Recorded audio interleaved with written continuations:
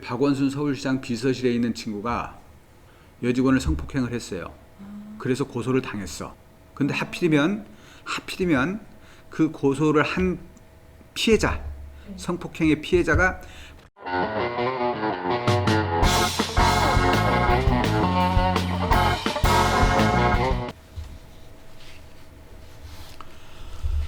안녕하십니까, 박현수입니다. 오늘은 제가 좀처럼 이야기하지 않는 법원에 관해서 좀 이야기를 해보려고 합니다. 이 이야기를 하게 된 이유가 있습니다. 지난 1월 14일 서울중앙지법 형사합의 31부에서 박원순 전 서울시장 비서실에 근무하던 남자 직원이 여자 직원을 성폭행한 사건에 대한 선고가 있었습니다.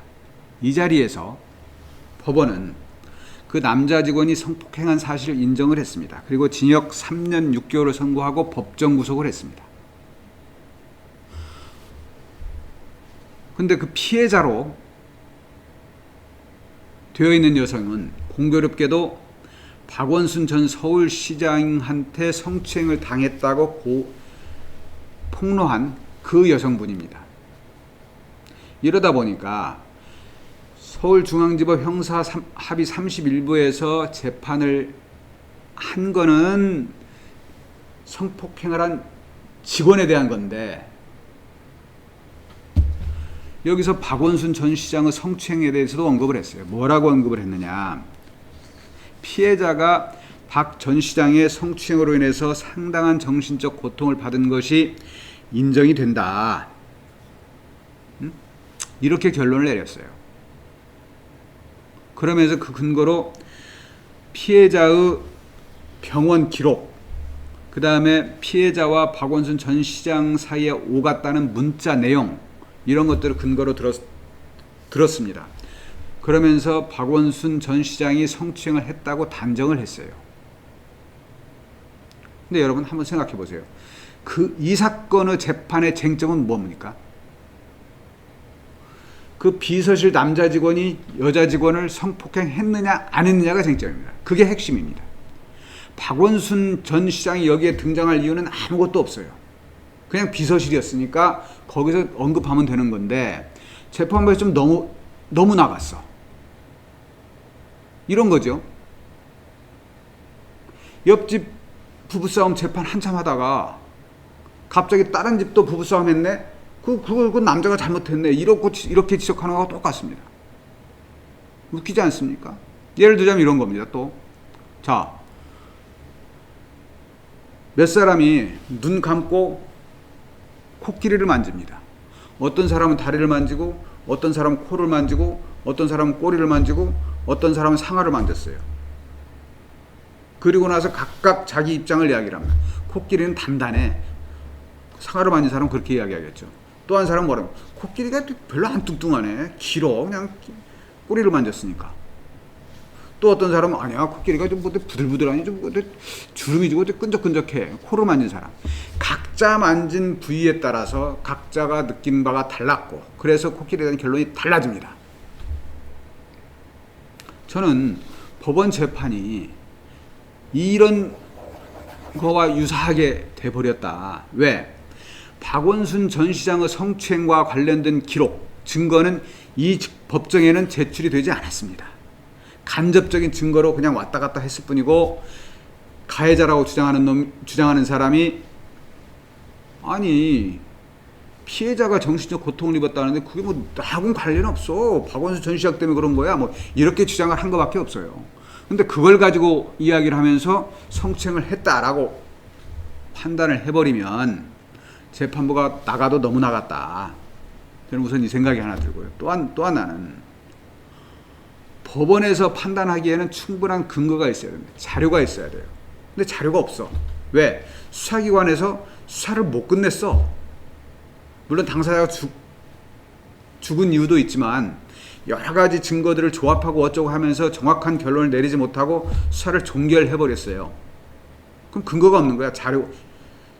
의심은 풀풀 나. 냄새는 풀풀 나는데 의심도 막 굉장히 많이 들어. 그러나 근거가 없단 말이야. 법원이라는 곳에서 확실한 근거도 없이, 확실한 증거도 없이 판단하는 건 이건 말이 안 됩니다. 물론 뭐 그 재판부가 페미니스트 재판부여서 어떻게든 이쪽을 좀 도와주고 싶다는 생각이 들었을진 모르겠고, 어쨌건 이렇게 재판부가 한마디 하니까 당장 피해자 쪽에서는, 박원순 전 시장한테 성추행을 당했다는 피해자 쪽에서는 드디어 뭐 진실의 일부가 밝혀졌다 어쩌고 하는데, 저는 진실의 일부가 밝혀지기는커녕 진실의 실타래가 오히려 더 엉켜버렸다 라고 생각을 합니다. 또 하나는 마지막입니다만, 법원은 수사기관도 아니고 소추기관도 아니에요. 경찰이나 검찰에서 열심히 수사해서, 검찰에서 수사한 자료를 기록으로 제출하고 증거로 제출하면, 그래서 기소를 하면 기소된 사건을 판단하고 결론을 내리는 게 법원입니다. 그런 법원이 왜 수사가 제대로 이루어지지 않은 사건에 대해서 판단을 하고 결론을 내립니까? 더군다나 기소도 안 됐는데. 그건 굉장히 잘못하는 거다. 법원이 꼭 정치를 하는 듯한 느낌을 지을 수가 없다. 당신들은 수사기관이 아니다. 소추기관은 더더욱 아니고 정치하는 기관은 진짜 아니다. 이걸 좀 생각을 했으면 좋겠다. 요즘 너도 나도 다 정치하니까 혹시 법원도 정치하겠다고 나서는 건 아닌가, 이런 우려가 들어서 한 말씀 드립니다. 또 하나 사족을 하나 덧붙이자면, 저는 박원순 시장이 성추행을 했는지 안 했는지 잘 모릅니다. 또 아까도 말씀드렸지만 의혹은 넘치고 냄새는 풀풀 나지만 증거는 아직 뚜렷한 게 없습니다. 그래서 저는 박원순 시장 편을 드는 것도 아니고 피해자 편을 드는 것도 아닙니다. 만약에 성추행 사실이 확인이 된다면 피해자는 동정을 받아, 동정이란 말씀은 안 된다고 그럽니다. 피해자는 충분한 위로를 받아 마땅합니다. 지금도 고통을 받고 있다면 그 고통은 충분히 치유가 되어야 합니다. 그러나 그거와는 별개입니다.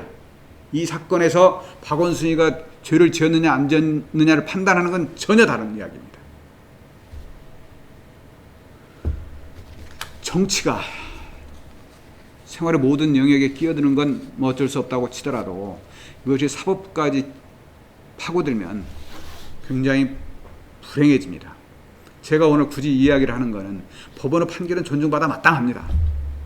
그래서 법원의 판결에 대한 비판은 판례 평석이나 이런 것들을 통해서 할 수는 있지만, 저희 같은 유튜버나 기자 입장에서 이야기하는 건 조금 문제가 있을 수 있습니다. 그럼에도 불구하고 이야기를 하는 것은 정치의 영역과 사법의 영역이 헷갈리면 안 된다.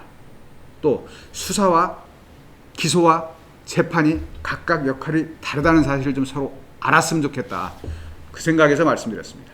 고맙습니다.